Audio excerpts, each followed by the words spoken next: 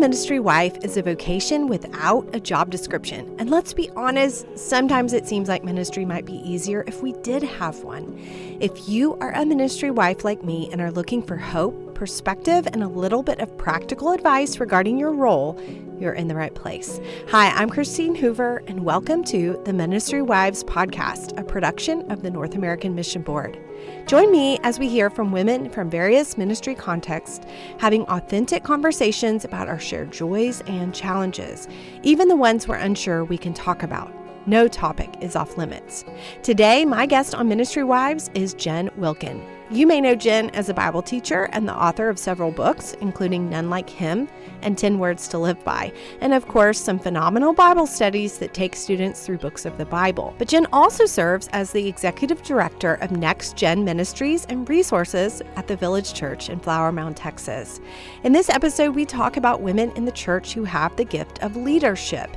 She shares her origin story, how she got where she is today, and she shares what her greatest challenges are in leadership and what she wants the church to know about men and women serving together within the local church context.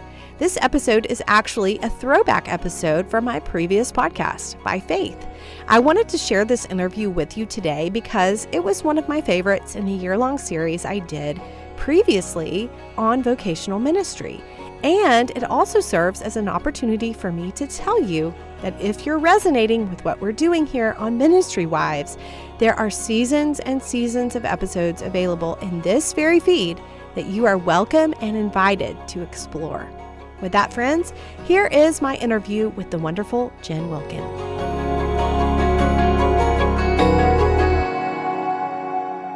It is my privilege to welcome Jen Wilkin. Hey, Jen. Hey, how are you, Christine? I'm good. I'm so excited to see you and get to chat with you today. We're going to chat about some pretty easy stuff.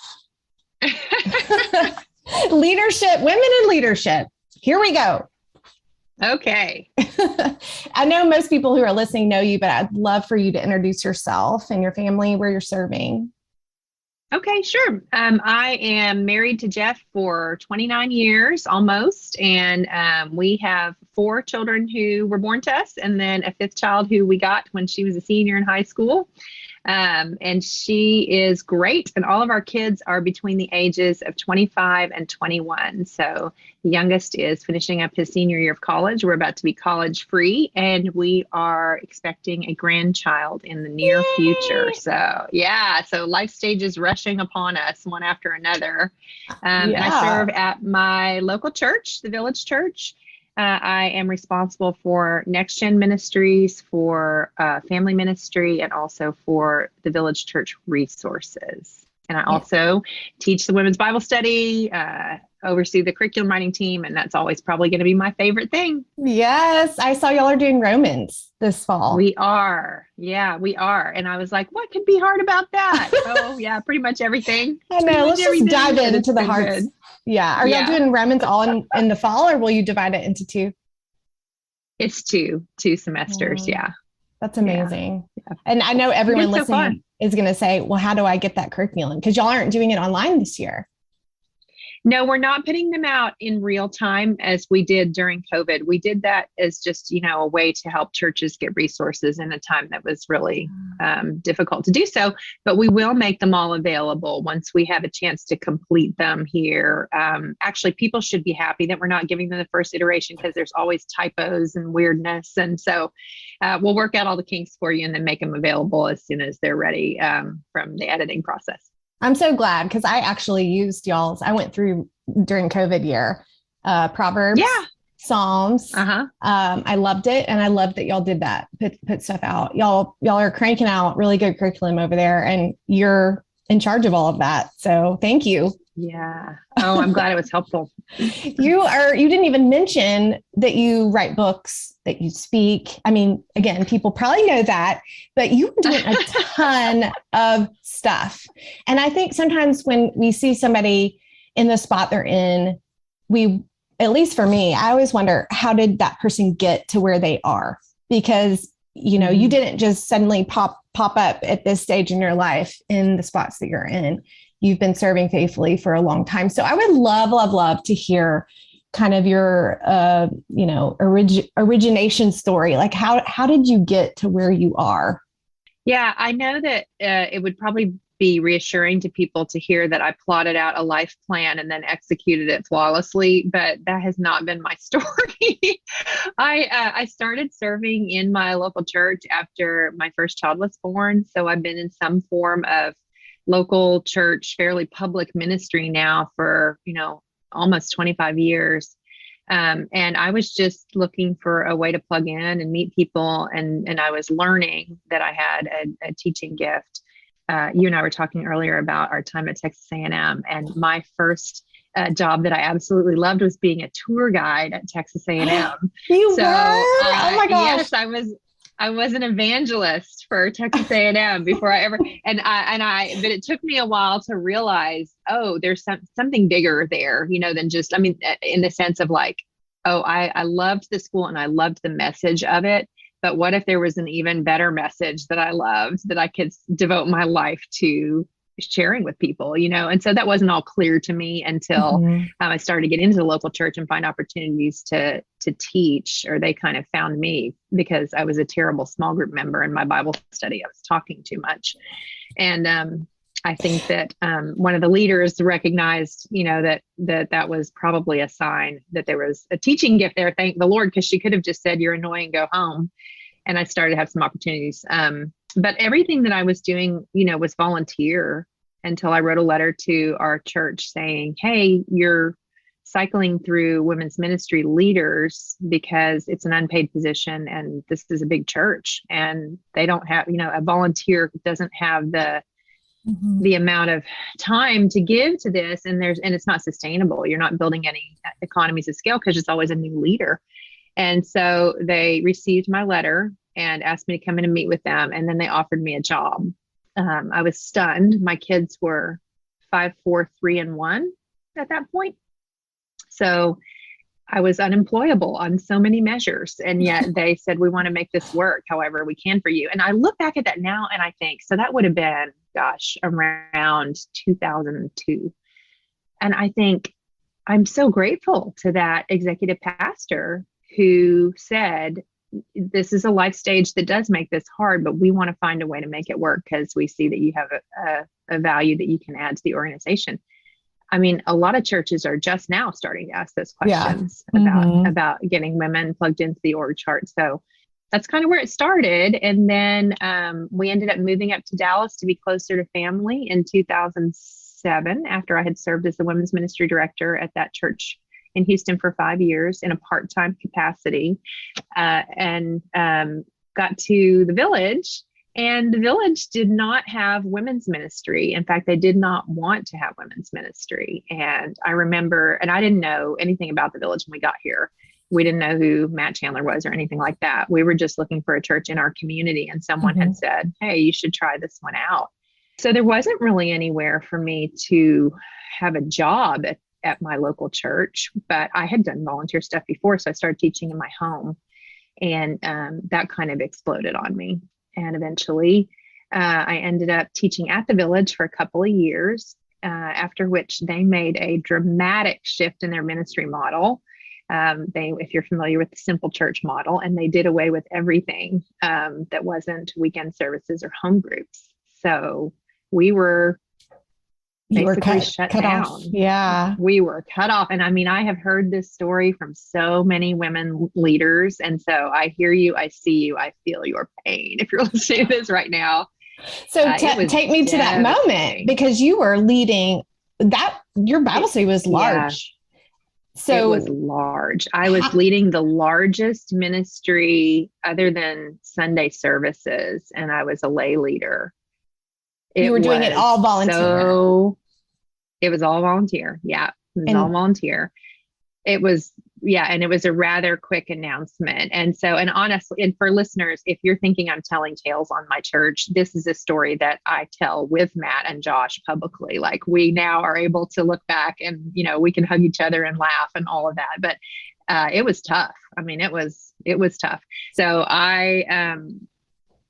I went to them after they had told me that it was going away.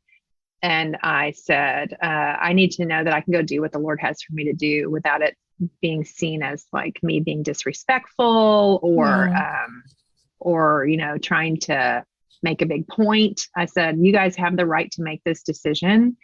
We disagree philosophically on how discipleship happens. And that's, it is what it is. And they were like, no, we love what you do and you should go do it. And so I built it in the community, and we did basically a parachurch Bible study for 5 years. Can we stop and just talk about that? Because I think a lot of women can relate to that. Either they've never had a way in to the church, or they feel like in order to use their gifts, they have to go outside of the church and maybe not even have the support of them saying, we love what you do, go do it.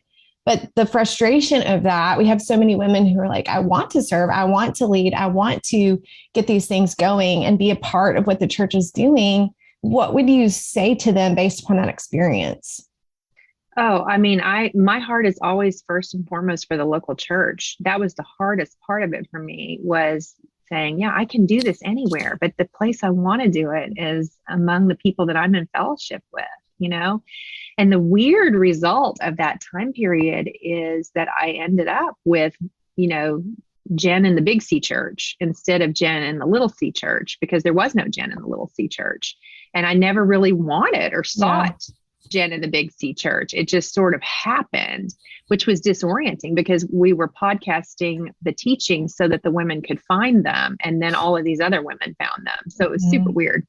But I think to the woman who is feeling these things, know that it is God honoring that you see the local church and want to serve there. And you should continue to pray. If there are not currently doors open, you should continue to pray that the Lord would make a way. And you should continue to put yourself out there as you're able to. And I know how hard that is. It is hard. And to be met again and again with just no entry point is very difficult.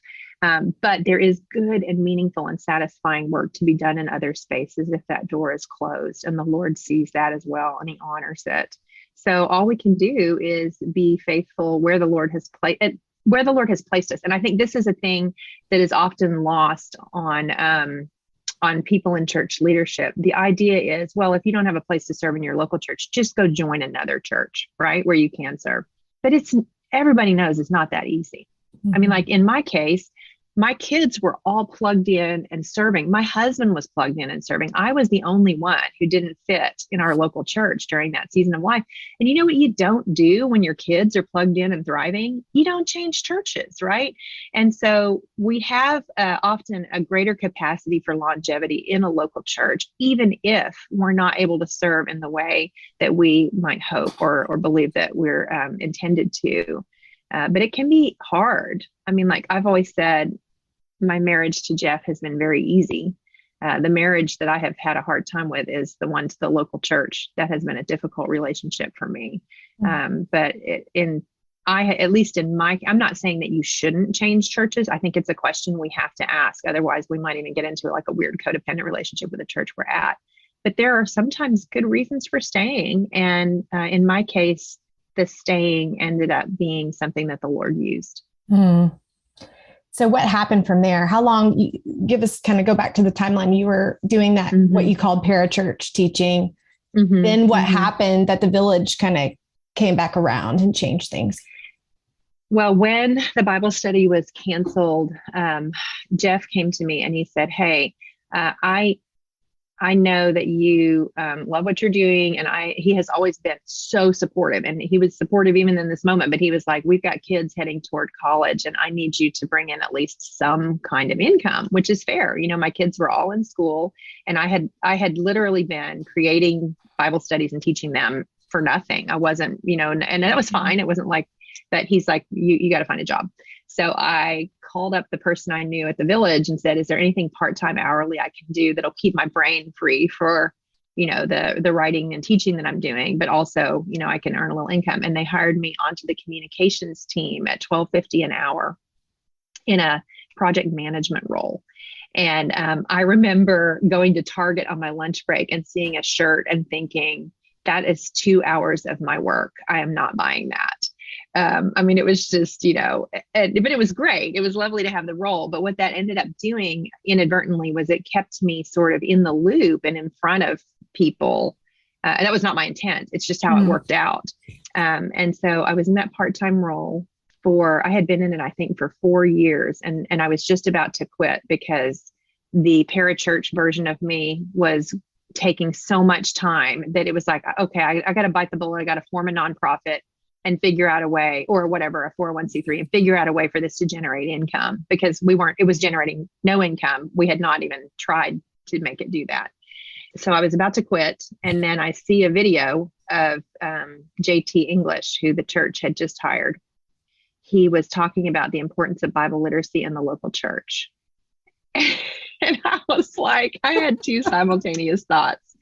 One was, are you kidding me? A 29-year-old dude, that's who you can hear this from. And the other was just hope. I mean, just like, could the Lord do this for my church? Just what a gift it would be. And that really was the dominant feeling I had. JT eventually came and found me in the comm suite and said, hey, what are you doing over here? And I was like, I'm doing my job. And he said, well, why don't you come work for me? And we figured out a way to get the Bible study back. We were meeting across the street at the Methodist Church. No way. Seriously? Yeah, 850 women, most of them village church women. So we were able to move it back into the local church. We've built out the Bible study now for men and women, which is just one of the most beautiful things that has happened in all of this. And rolled back into the village. And I got to serve I finally got to serve in the local church. That's amazing. So JT was the one who kind of pulled you in and were like, what are you doing? Well, let's do this.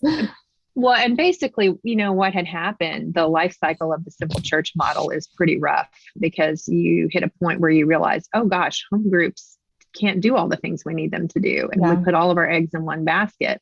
And thankfully, the village got there pretty quickly. And so they were ready to correct the problem. And there I was, ready with a solution right across the road. Yeah. Oh, I'm so glad.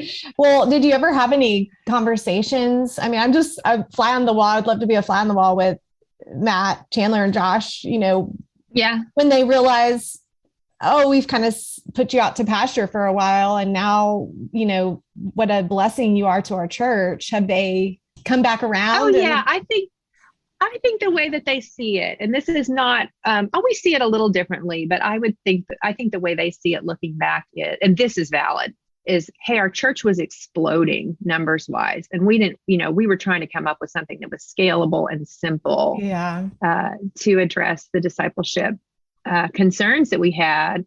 And they would say that clearing off all of the random things that were happening in pockets actually positioned them to then add back in the things that they wanted to strategically. And I think that's fair. Yeah.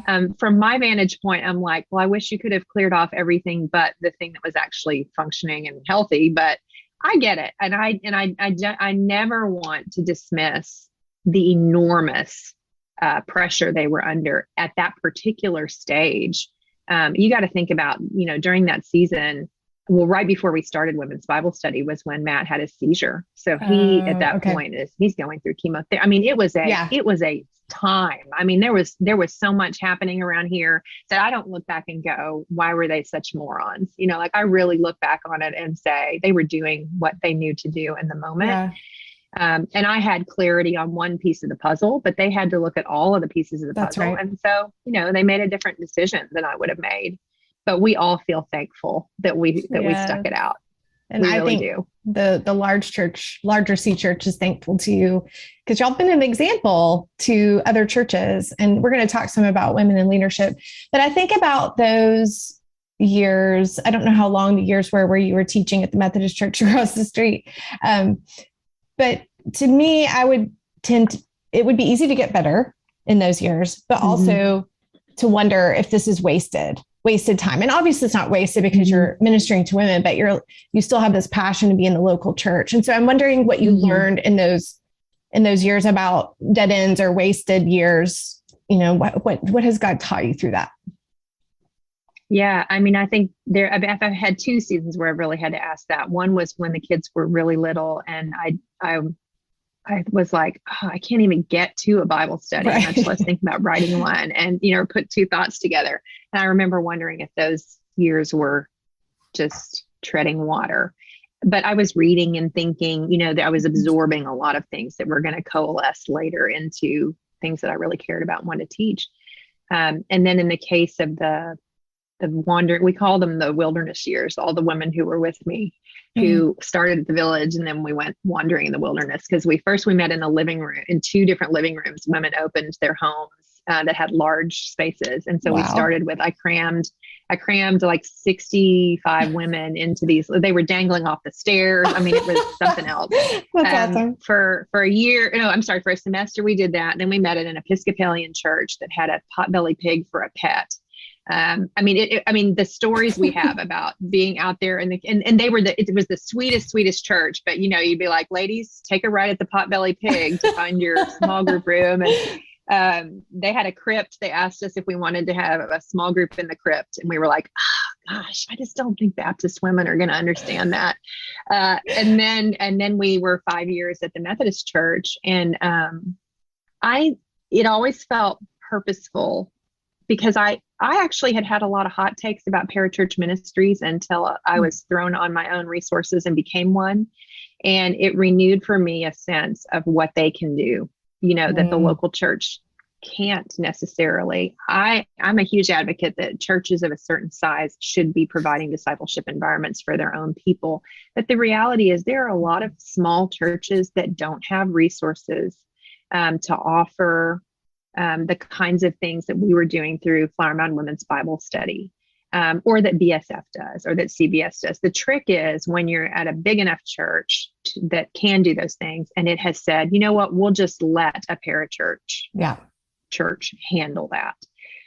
So I learned a lot of lessons about what parachurch can and can't do. And I learned what I had suspected, that I think a lot of women lead parachurch organizations precisely because the barriers to entry are so difficult in the local church. And I don't think those women gave up easily before they started parachurch. Yeah. And then, I think it was all still a usable learning curve for when we moved back into the local church. And one of the hardest parts was that I had autonomy. When I was at the Methodist church, we did things exactly how we wanted to. And when you move back into the local church, it's an act of trust. Because you are going to be in submission to a calendar that is filled with a lot of things, and you're going to be responsible for someone else's money. And, it was all of those kinds of things. Yeah. But worth fighting through. Yes. I'm wondering, now that you're in the spot, and I know your role has changed a little since that time, even when you came back under the church, but what from that point on, have been some obstacles you faced or discouragements you faced in leadership and I'm specifically thinking, I know we're putting the woman on it, but just a leader in your own right, leadership, what have you faced? What have you learned? Well, the woman thing did have a lot to do with it, not because I always like to point out that there are no villains in my story. There was no one who was like, you know what, we hate women and we don't want women to be in certain spaces. No one was like that. And now I'm not saying that those people don't exist, but they didn't exist at my church. And I would say they didn't exist at my last church. But I will say that because our leadership structures have been typically all male or almost entirely male, that many of the systems that are in place just make it hard for women to be able to function as peers in those spaces. And I just like to clarify before we talk about women in leadership that I am at a complementarian church. We believe that the role of pastor elder is reserved for qualified men, and we specify what those qualifications are. There's a real actual process for determining what that is. We do not believe that all women submit to all men. We believe that men and women submit to elders in the church. Those are designations that took us a while to get to. I wouldn't say that we necessarily wouldn't have been there philosophically at an earlier point, but our practice did not demonstrate that at the village. And we had to encounter heartbreak before we could come to terms with it. So at the time that I'm being hired by JT, we had a very public care case that went south. And And because I had visibly moved from leadership in the local church to leadership in parachurch, a lot of the tender stories of women had found their way to me, because I think women thought, oh, she's had a hard season here. She'll be able to hear my hard thing. And it's nothing that would surprise anyone now. It was stories of women who were, maybe they were in an abusive marriage, but they didn't feel like they could speak up about it in a meeting that they had with church leadership because it was all men. Or, I mean, they're honestly looking back and realizing that this is a typical scenario people can recognize now is heartening to me, because at the time it was just being missed in many, many churches.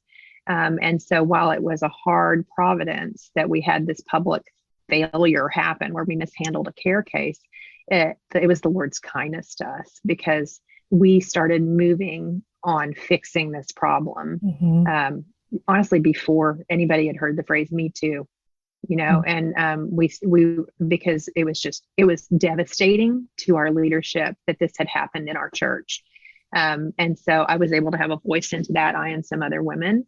And we became trusted allies through that. But for me, it was critical that I could not be the most visible female at our church next to Lauren Chandler if we were a church that was going to mishandle these things. It was going to harm women unintentionally. Yes. Yeah. And so we took 2.5 years to write a paper on women in ministry. It was an arduous process. It's the hardest thing I've ever had to be a part of, ever. I did not want to do it. I seriously thought, if we get in the weeds on this, I am going to find out that God actually loves men more than he loves women. Like I really thought, what if that's the outcome of this? That's how, I guess beat up I was at that point by some of these things. Of course, that is not what the outcome was, but to even talk about this as a woman in the church makes you a target. Yes. And you have taken many bullets for women like me and women who are listening. And you've kind of become the poster child for this. And I know talking to you before that you really do not, you love biblical literacy and you want to teach the word, but you have become the woman who speaks up about this, which I appreciate, but I know that puts you in a certain spot. I do, before I will get to a question about that, I do want to say that the Village Church paper and the Knowing Faith podcast episode called A Generous Complementarianism, I would encourage everyone to go and read. It's been helpful for me and for our church. So thank you for all the work that you put into that.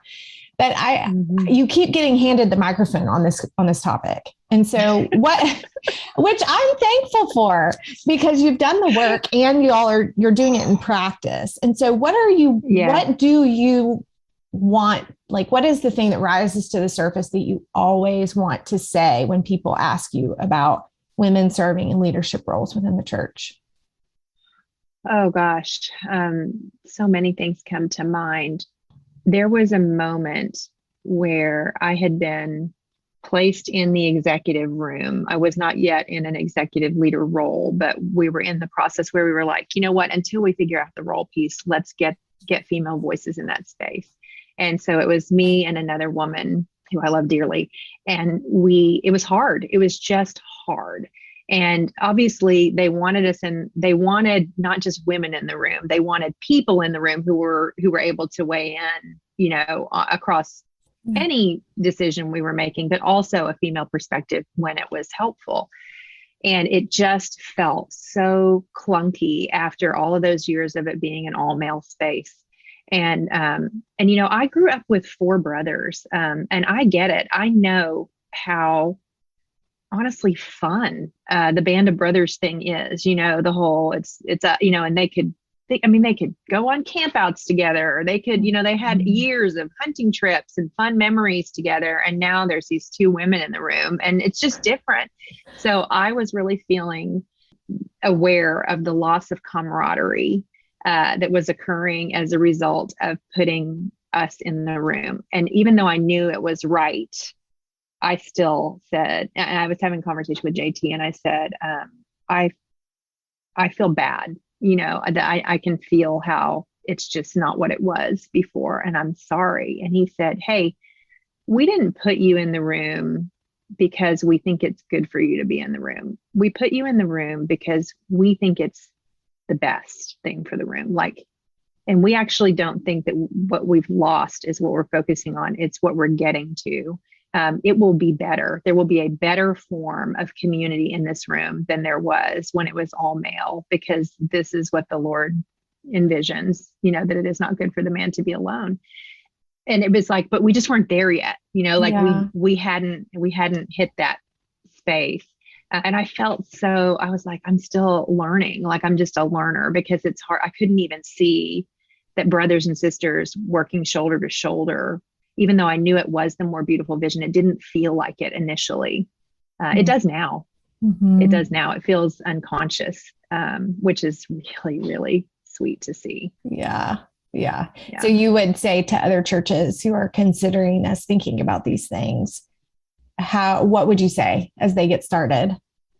I would say it's very important if this is something that raises its head as critical to healthy ministry, and I hope that it would, that you'll have to push through the initial misgivings and growing pains. You'll have to be prepared to deal with criticism. People will say that you have a feminist agenda, or that you're progressive, or you're sliding liberal. And you'll have to have a deep conviction around it.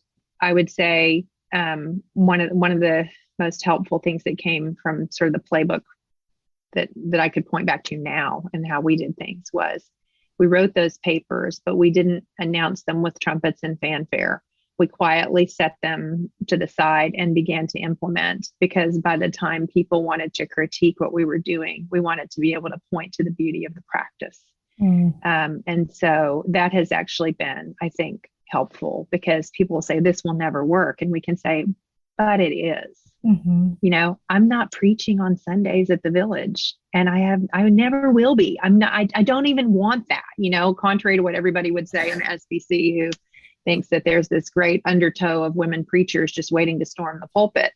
I'm like, that is so dumb, guys. Like, I know women, if a woman wants to be a pastor, all she has to do is go across the street to the Methodist church. That's right. Like, you're not. Anyway, that's a whole rant we don't need to get into now. Well, that's what I'm like, where are these people that you're so worried about? Like, what? I know. Where are they? I'm like, if they were serious about that, they've already left, and so but the idea that there would be women with leadership gifts who are capable of contributing within the organization and not stepping into the role of pastor elder, if that category of woman exists, that's a whole different set of math that people have to do. And so the easier thing to do is say that category of woman doesn't exist and shouldn't exist. And so I do think that is the philosophical piece that churches have to wrestle through is, do we believe that God gifts women for leadership? Or do we believe, as the old school complementarians would say, that leadership is masculine and submission is feminine? We've been talking about you as leader. Do you think that you are gifted in leadership, or would you say, you already said, like, you had a gift of teaching, but do you have a gift of leadership? I do. And I think we had an interesting conversation recently. There were a group of us talking about leadership, and the guys were talking about how imposter syndrome is a problem, where like it's assumed immediately that if you can do one thing, you can do all things. Someone like Matt, if he has a preaching gift, he's also, he gets put in charge of organizations and all this kind of stuff. I'm not saying that Matt is actually, I think Matt's capable of doing the things he's in charge of, but when I show up with a teaching gift, people don't go, hey, let's examine if there are other things that she can do. That's all I can do. And so I was saying to them, we actually get imposter syndrome that heads the other direction. It's, well, she can't possibly have another aptitude besides just this teaching thing. We're, I think, perpetually underestimated, whereas male leaders are perpetually overestimated. And neither of those is a healthy scenario. It's just a different set of challenges to deal with. And so in my case, I was trusted and recognized as a teacher, but then, that was like, but can she lead? But can she lead? And I had to say, guys, do you realize I've been leading? Like, I've built this organization. I built it at my last church. I built it at your church. Then I built it in the community. And now I'm building it again in your church. And it's all volunteer run. So yeah, I can lead stuff, and so they got there, and they were invested in the conversation, because this is really important when you start placing women in the room, trying to get them at a peer level in the organization. You want that woman to be able to succeed. You don't want to put someone in there as a token, because then the grand experiment falls on its face and people say, see, I told you women weren't cut out to lead. Now, I think there is a backlog of female leaders who are waiting for an opportunity to lead. So I'm not saying it should be hard to find her, but I do think that the instincts of men in leadership don't always they don't always know who that woman is, because they don't know us. Right. They know who the men are they can ping. And so their first instinct is typically to go to the wife of the man who they trust, instead of actually saying, who is a female leader in the church? Now, it may very well be the wife of a man they trust, but I find that it is not usually. Yeah. So what is your greatest challenge in leadership in this church context you're in now? Currently? Oh gosh. I think the greatest challenge for me is wanting to do this local church work well. It feels so important to follow through on this huge opportunity to model something, but also to actually do the work. And, but at the same time, I have a lot of other things pulling on me. I've got people want me to write more studies, and there's me in the church, and then there's me out there. And those two things are always sort of, fighting for time. And then also, as I mentioned, my family, we're super close and we want to hang out with each other. And I'm going to prioritize that. So I think finding out how to do this beautiful thing in the local church that I love and can't believe happened because I'm faithless, but also honoring the other things that I'm very committed to. Do you feel pressure to get it right because so many people are looking at you? I actually think the work itself is not complicated. It feels very clear to me what needs to happen. It's mainly just the time piece. So I feel like I don't lack for vision around what I want to see happen. And I don't lack for vision around how to get there. And I have a great team that's working with me. And so and we have resources, we're a big church. And so those pieces feel easy. I think it's mainly just, I'm 52 years old. And part of me wishes that this had come my way 10 years ago. Why is that? How long? Because you would have kids at home still. I know, but now I'm going to be an old woman by the time all of this finally starts to turn. Oh my gosh. Well, you're actually bringing up a topic that I wanted to ask you about, because I am like little peon next to you, but I feel the tension of the local church. My husband's a pastor. I want to serve the women in my church. I want to serve my church, but then I'm writing and I'm speaking and all of that. And I feel so much tension around that, of how a lot of times I feel like I have more opportunities outside the church, but my heart is in the church. And of course I want to do what God asked me to do, but I'm just wondering, how do you make decisions about that? How do you reconcile those two things? Yeah. Well, I think the decision-making looks a little different now than it has in earlier stages. I did go through a phase where I began to have a growing influence outside of the church, and it needed to be stewarded. Like, I needed to think hard about how much time I was going to give to travel and things like that. But now that feels stable. I feel like, okay, people can find me if they want to find what I'm doing. I don't need to think, sort of like carefully about how often I speak on one coast versus the other, knowing that I have limited time to give to it, those kinds of things. That feels less top of mind.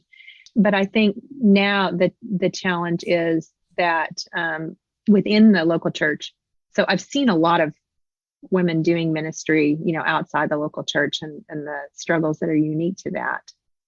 And I think that the most healthy relationship that I see for myself in all of this is that what I'm doing in the local church drives what I'm offering to the Big C church. That's always been the case, but recognizing the beauty of it is increasingly obvious to me that if you're doing a study that I put out through Lifeway, I've taught it 3 times in the local church, probably before you ever knew it existed.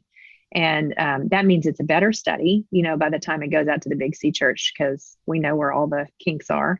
But also it means that it's an overflow act instead of a foundational act. Mm-hmm. And that is what I need. I need to know that by the time it gets out to the Big C church, it's been thought about a ton. And it wasn't something that I started from nothing and built. And I'm not dogging on people who their Big C church existence is something that starts from nothing and goes from there. I personally could not sustain it based on the other things that I'm wanting to do. Mm-hmm. Yeah. You've told me before that you have more of a challenger personality, which is that how you would describe it? Challenger? Oh yeah. Mm-hmm. Yeah. Yeah. And, I even had someone say to me, oh, well, the reason you're bringing this up is because you love conflict. And I was like, I don't love conflict. Like maybe 23-year-old me liked conflict. The 52-year-old me is like, I am picking my battles, but if I spoke up on it, it means, it's important to me. So yeah, I definitely have that personality. And, I think we all have probably taken enough personality tests at this point to know that if you're a female and you have that personality, there is a 1-syllable word that we apply to you to describe you. And if you are a female in the church, that idea is often even amplified more because women in the church are supposed to demonstrate a quiet and gentle spirit by being actually quiet. And never saying anything that sounds ungentle in any way. That is a stereotype that can be difficult, but I have found that it is a good discipline for me to be slow to speak and to find a soft way to say a hard thing. Those are all very important and godly things for me to be trained in. So it's not making myself smaller. I know that's the fear that women think they're going to be told to make themselves smaller. I think it is, in many ways, it's bearing with others in their weakness because they can't handle the big me. But in other ways, it's making sure that I am not sinning in the big me version of myself, and caring more about the message than being able to present it in whatever tone I want. Mm-hmm. Can you give an example of that? Because I'm thinking women who are like that. They're listening and thinking, okay, how do I do that well? I want to be who I am, who God has made me to be, but I also want to do it in a really wise way. So take us maybe into a meeting where you need to speak up. How do you handle that? So it depends, obviously, on who the players are in the meeting. And one of the things that has been really sweet about having served now on the executive team for, I think it might be 3 years now, is that we have a trust level with each other. And I am able to be an unfiltered version of myself in that space. But if you're in a room with someone who you don't have an established level of trust with because the relational piece that we just talked about isn't fully built out, then you really should, just as a means of being respectful of the current state of the relationship, you really should choose with care when you're going to speak and what you're going to say. I'm quick to speak by nature. And not only that, but I am capable with my words. And so I can win an argument based on giving the clearest outline of it. But that doesn't mean that's the right way to go about it. So I, for many years, when I was not in a position of authority in a room, I would write a sticky note that said, "Don't talk." And I would put it on my notebook when I would walk into the room. And I never regretted reading the note. I didn't always adhere to the note. And there were times when I regretted that, but I never regretted waiting and letting a conversation play out. And many times, if you know that the person who you need to give a direct critique to, if you know that as a fragile person, don't do it in front of other people. Go have a meeting after the meeting where you say, "Hey, I've given some thought to this. And I want to ask you a couple of things, and then have a dialogue that doesn't expose them, at least in their minds, to the ridicule of others by having that conversation. So those are some of the things that I've done that I think have been helpful. But also, if you need to speak up on something and you haven't put the work into building relationship in advance of that, just know that you may be out of line to do so, that you might need to just go have coffee with someone and say, I want to get to know you. I want to know about your family and your kids, so that when you do have that meeting, they don't feel like you're someone trying to take something from them. That's good advice. I've seen you do this before, but really well, where you waited in a conversation where there's some really heavy topics, and you waited. And I'll just tell you, in the room, I was like, I want Jen to speak up. I want to hear what Jen has to say. But you waited. You almost waited longer than it was like you were the person in the room who could put the period on the sentence, and everyone kind of knew it. But you waited, and then when you spoke, it was just perfect. So hearing you say even that you always spoke earlier than you wanted to when you were younger is surprising to me, because I see you as someone who waits and speaks at the right time. So, well, sure, because I blew myself up on a bunch of landmines. Well, no, that's what I'm saying. I mean, if you really, and I think most of us, if we look back and take inventory of the times that our words have gotten us in trouble versus the times that our silence has gotten us in trouble. And again, this is heavily personality driven, because there are people who never speak up when they should, right? So if you're that girl, I'm not talking to you right now. For those of us who our tendency is to win with words, silence is an underutilized tool. And I always think of that proverb, even a fool is considered wise when he holds his tongue. And I'm thinking, gosh, that's me. I need to just sit there. Maybe if I say nothing because I have nothing to say, they'll at least think I was being self-controlled, but well, no, I would love to tell you, I learned these lessons the easy way by reading the scriptures and adhering to them. But like most sin patterns, I learned them the hard way. I really respect you a lot. I love what you're doing. I have learned from you. I've done your Bible studies, read your books, but yeah, I just really am thankful for you. And I want to encourage you. And I know everyone listening is like, please keep going, Jen. We need you in the church. We need you leading the way, because you really have done such an excellent job with where God has put you. And so that leads to my final question. I've wondered, who do you look up to? Who's an example for you as you do what you're doing? Oh, gosh. I mean, in ministry specifically, I would have to say that I look up to my mentor, Pat Connor, who she's also my friend. She probably doesn't like that I always call her my mentor. She's my friend-tor, she has been a woman in ministry for years and years and years. And she led at, the high level in the church that she was in for a very long time. And she helped me learn when to speak. She would coach me on a lot of this, but also in just her life and her example, the way that she's been a mother and a grandmother and a wife. She's just a person who I always think I want to be more like her, because she looks like Christ. So she's had a huge influence on me. In the public sphere, I know that it is, people lose their minds when you say this, which is ridiculous, by the way, but Beth Moore has been a person who persevered, and she talked about someone who has held their tongue. And it's kind of fun to see later in life, Beth Moore, where she's now more free to speak than she perhaps was in the first 20 or 30 years. And so, no, do Beth and I always teach and think the same things, from a theological standpoint? No, I could say that about a lot of people. And I respect her as a woman who has spoken up when it mattered most. She spoke up on the abuse issue. And who has modeled steadfastness as a woman in the public sphere in ministry. I cannot even imagine the stories. I'm like, I hope she writes a memoir, but I also am not sure if the world can handle it, and I don't know that many people know this, but she reaches out to other female leaders who are coming along behind her and offers help. Just, hey, if there are questions about doing public ministry that you need help with, please, I want to help you with that. And that is invaluable. Yeah.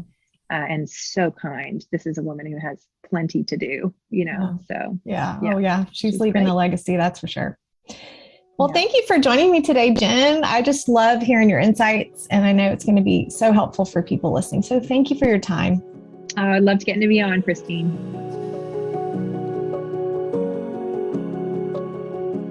Thanks so much for listening to the Ministry Wives podcast, a production of the North American Mission Board. If you found this content helpful, please subscribe, rate, and review us on your podcast platform or share it with a friend. You can find this podcast and other helpful resources at ministrywivespodcast.com.